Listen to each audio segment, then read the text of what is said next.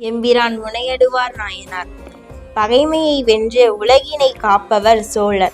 அவர்தம் நாடு நீர்வளமும் நிலவளமும் மிக்கது. மலர்கள் விரிந்து மனம் பரப்பி தேன் பிளிற்றுவன. அத்தேன் ஆற்றின் வழி சென்று வயலில் சேரும். உழவர் உழுகின்ற சேரும் நறுமணம் பொருந்தியது. இத்தகு செல்வமுடைய ஊர் நீடூர்.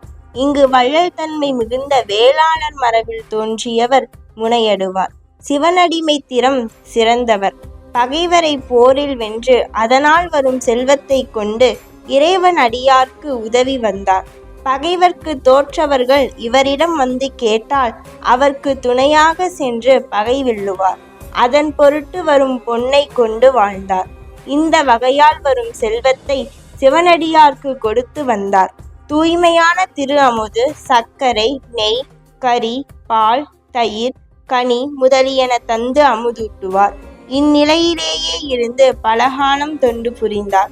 அதனால் உமையம்மையை ஒரு பாகம் கொண்ட சிவபிரானுடைய அன்புக்கு ஆளானார். சிவனுலகில் மீண்டு வாரா நெறி பெற்று இனிதிருந்தார்.